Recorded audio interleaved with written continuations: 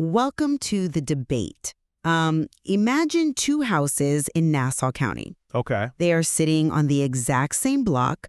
They have, the exact same floor plan. They sit on identical lot sizes, and they were built in the exact same year. Right. A true apples-to-apples comparison. Exactly. Yet one of these properties just sold for $150,000 more than the other. Oh, wow. Yeah, that's a massive swing. It is, and if you ask an algorithm what those homes are worth, it will look at the public records and tell you they are identical. But if you ask a specialized real estate agent, they will tell you the algorithm is, completely blind to the reality of the market. Right, because we are looking at a landscape in 2026 where data processing has it's reached unprecedented levels of sophistication. Absolutely. But one of the most consequential financial questions a person can ask remains fiercely contested.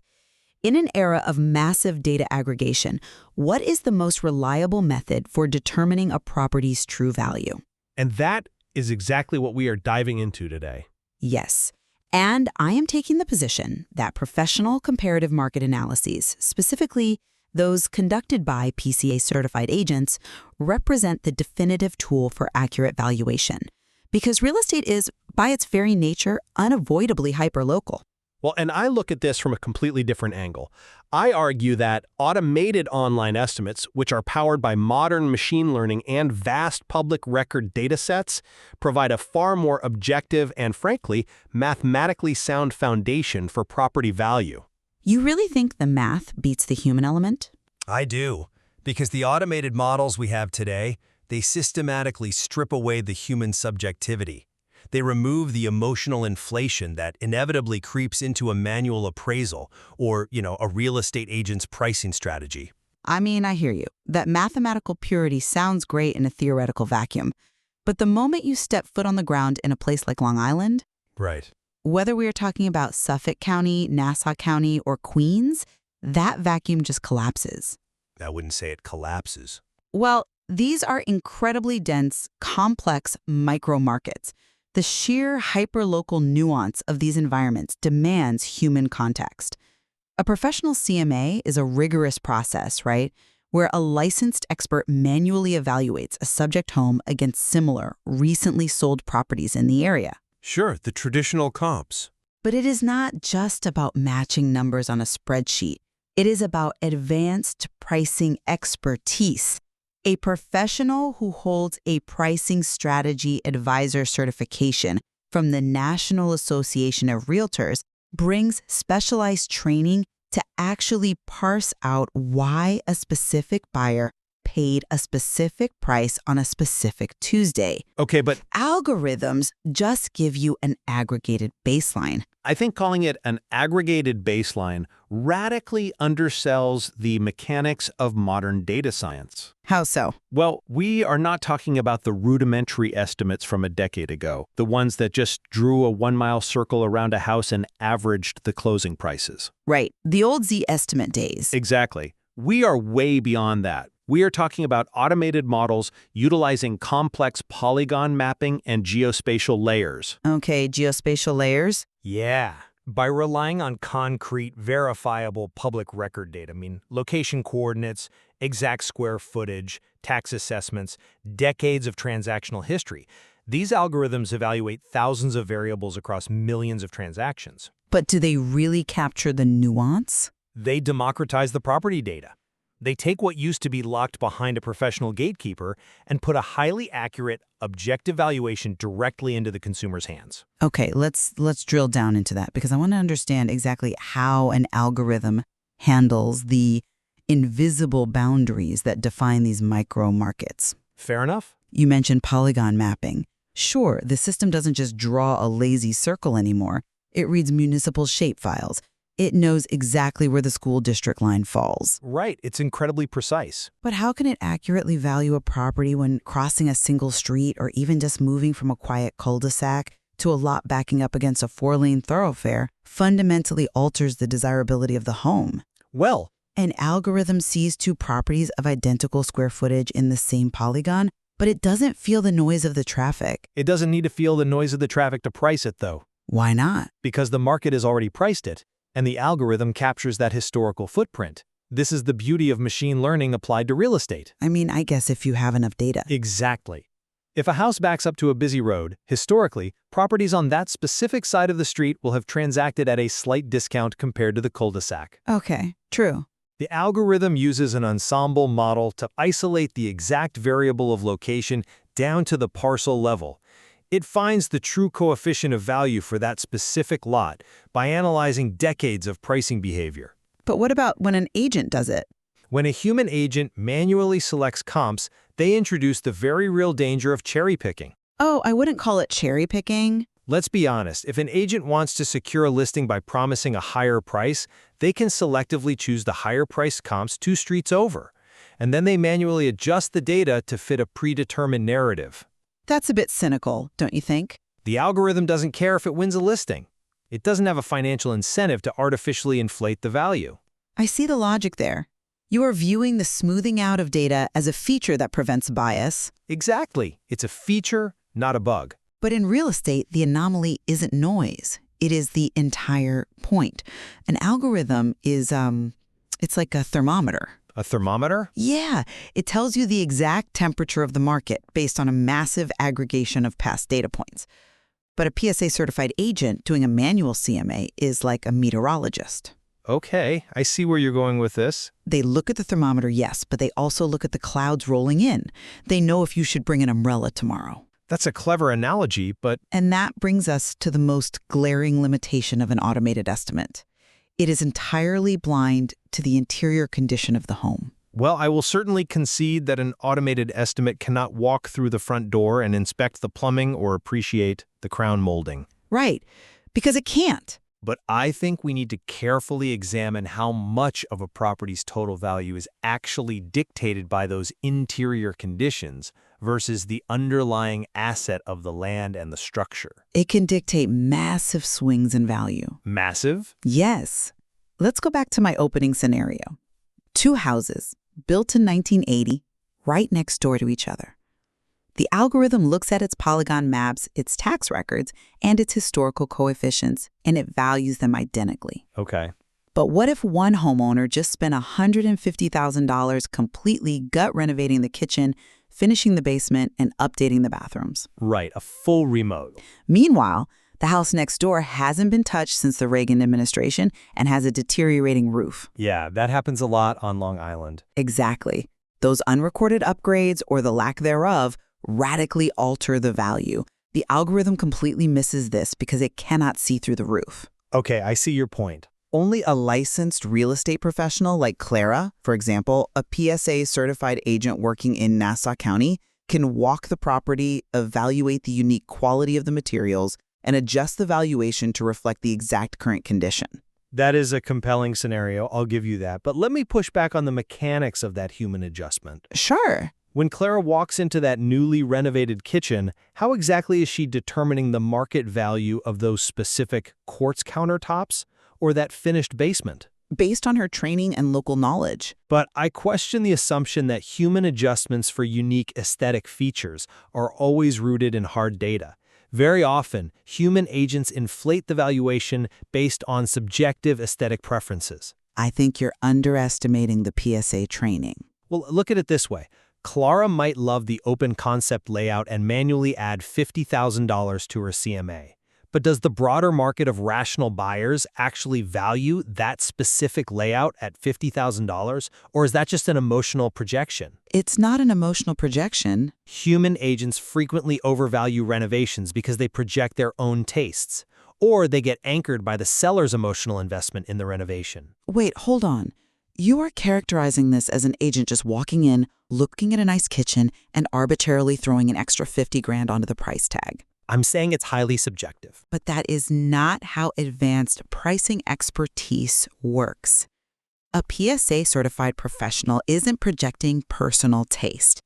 They are measuring real-time shifting buyer demand. But how can they measure that accurately? Because they are physically touring homes with active buyers every single day. They know exactly what buyers in Suffolk County are asking for this week. They track the foot traffic at open houses. Anecdotal evidence, though? It's real-time market data. If every buyer they work with is specifically demanding a dedicated home office because of a shift in local corporate policies, they know exactly how to price the fact that the seller converted a guest room into an office. Okay. An algorithm only knows what closed 60 or 90 days ago. It relies on lagging indicators. It cannot measure real-time sentiment. But human intuition about what buyers want is notoriously fallible and deeply subject to recency bias. Recency bias? Absolutely. An agent might overweight the importance of that home office because their last 3 clients asked for one, completely ignoring the macro trend that shows home offices are actually declining in return on investment across the broader county data. I wouldn't call knowing your current buyers recency bias. But the algorithm doesn't suffer from recency bias. It weighs the historical data mathematically, optimizing for the most probable outcome based on thousands of actual closed transactions, not the conversational feedback from a handful of open house visitors. Well, The automated estimate, by ignoring these highly subjective, transient interior elements, gets much closer to what a purely rational buyer is willing to pay for the underlying physical asset. okay, but a purely rational buyer doesn't exist in residential real estate. They might be rare, but the market average behaves rationally. People are buying homes, not mutual funds. It is an emotional purchase. And more importantly, that mathematical purity you keep pointing to hits an absolute brick wall the moment you try to actually sell the house. And you run into the bank's appraiser. Ah, the appraisal process. Exactly. Valuing a home isn't just about calculating a theoretical number in a vacuum. It is about making sure the bank actually agrees to lend that amount of money. I think you are conflating 2 fundamentally different concepts now. How so? There is the intrinsic value of the asset, which is what the algorithm calculates, and then there is the logistical strategy of executing a transaction. In the real world, they cannot be separated. Why not? Because a valuation that doesn't survive the formal appraisal process isn't a valuation at all. It's just a fantasy number on a screen. If the bank won't lend on it, the market value effectively ceases to exist at that price point. Okay, the bank is the gatekeeper. Right. And this is exactly where the appraisal navigation skills of a PSA-certified agent become the critical mechanism for determining true value. I understand the practical necessity of dealing with banks, but I need you to explain how an agent talking to an appraiser changes the actual objective value of the wood, the concrete, and the land. Because the appraiser doesn't just look at wood and concrete. Appraisers operate under incredibly strict federal guidelines. They have to fill out specific forms, like the Uniform Residential Appraisal Report. Fannie Mae forms, right? Exactly. They have to use rigid condition ratings, known as C1 through C6, and quality ratings, Q1 through Q6. Sure. When an algorithm spits out an estimate, it doesn't format its math to fit those federal guidelines. It can't defend its math. But a PSA-certified agent deeply understands this specific language. So they translate it. Yes. When the appraiser arrives, the agent provides a meticulously prepared CMA that translates the hyper-local market reality into the exact data grid the appraiser is legally required to use. Okay, but They justify the price by showing exactly which comps reflect a Q3 quality rating versus a Q4. They work effectively with the appraiser to prevent an arbitrary low appraisal from derailing the transaction. An algorithm is completely helpless in that room. that is a fascinating breakdown of the bureaucratic reality. And I do not dispute that a human agent is vital for navigating the red tape of Fannie Mae guidelines. It's a lot of red tape. It is. But I maintain that this is strategy, not pure valuation. Strategy is part of valuation. I disagree. You are describing a process of advocacy. When an agent provides a CMA formatted to those C and Q codes to justify a high contract price to an appraiser, they aren't necessarily proving the home's objective value. They are advocating for the deal to close. Well, they are providing context. But there is a structural conflict of interest inherent in the CMA process. The agent wants the commission. The automated estimate built on concrete public data remains the objective baseline. An objective baseline that a bank might reject. It tells you what the raw materials are worth in the open market, completely devoid of a salesperson's influence or their ability to effectively lobby a bank appraiser. Lobbying implies they are pushing a false narrative. I would argue they are providing the necessary local context that the rigid appraisal grid lacks. I just worry about the bias. But market guidance isn't about tricking a bank. It's about having advanced tools and training to confidently guide sellers in pricing their homes to maximize profit without sitting stagnant on the market. Right. It's also about advising buyers on making competitive data-backed offers that will actually appraise. If an automated estimate says a house is worth $600,000, but every comparable home in that specific school district with a finished basement is currently triggering bidding wars that push the price to $650, Yeah. then the algorithmic estimate is worse than useless. It's actively costing the seller $50,000. I see the utility in that kind of market guidance. The agent acts as a strategic advisor, navigating current market friction. Exactly. But I still come back to the sheer volume of data required to make those assessments accurately. Let's look at Long Island as a whole. Okay. You have millions of data points generated every year across zoning changes, tax assessments, permit pulls, and title transfers. It's a ton of data. Right. No human being, no matter how many specialized certifications they hold, can synthesize that volume of macro data with the precision of a machine learning model. True, humans aren't computers. The algorithm provides the indispensable foundation. The human's interpretation of the market is fundamentally flawed if it doesn't begin with that objective, algorithmic baseline. We shouldn't confuse the skill of selling a home with the science of valuing it.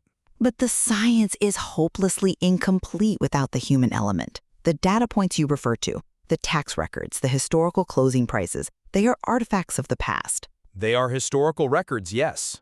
A professional CMA is a forward-looking instrument. It anticipates how a unique property will perform in a highly localized, deeply emotional marketplace tomorrow. Okay. To borrow from my earlier point, knowing the exact temperature yesterday doesn't keep you dry when the storm hits today. And I would counter that the absolute best predictor of tomorrow is a comprehensive, statistically rigorous analysis of yesterday. You really think so? I do.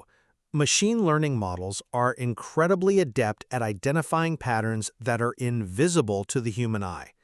By analyzing the velocity of sales, the subtle shifts in price per square foot across adjacent polygons, and the broader macroeconomic trends like interest rate fluctuations, Yes, but the algorithm provides a far more stable indicator of value than an agent trying to gauge the mood of buyers at a Sunday open house. it's more than just a mood. It is a tool of democratization. It strips away the mystery, the jargon, and the gatekeeping of real estate valuation and gives the public direct access to the math that governs their largest financial asset. It gives them math, yes. But real estate is not a math equation. It is a physical reality lived in by human beings. That's a fair point. Well, we have covered a lot of complex ground today, so let me summarize my position. Go ahead. The intricate nuances of micro markets, specifically the block-by-block variations we see across Nassau, Suffolk, and Queens counties, absolutely necessitate the advanced pricing expertise of a PSA-certified professional. Right. Automated models, while mathematically impressive, fail because they are fundamentally blind to the interior realities of a property.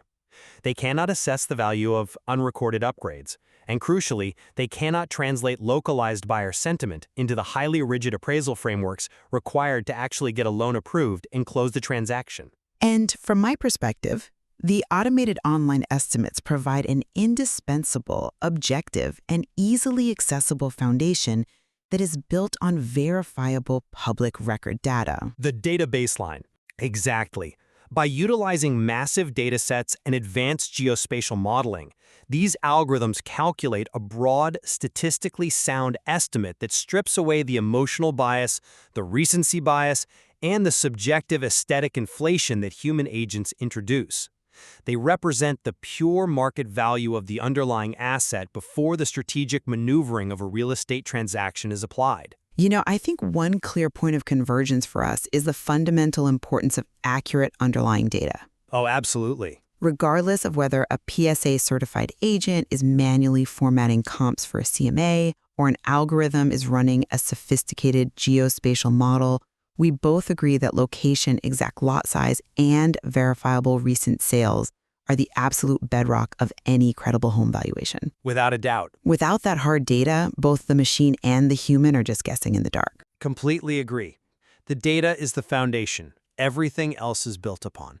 And I think our discussion really highlights the profound complexity of property valuation in dynamic, densely populated regions. It really does. Understanding both the macro algorithmic data and the hyperlocal human expertise likely provides the most comprehensive, holistic view for any homeowner trying to navigate this landscape. Well said. There is a real depth to the mechanics of valuation, and we encourage everyone to explore these methods further within the context of their own local markets. Exactly.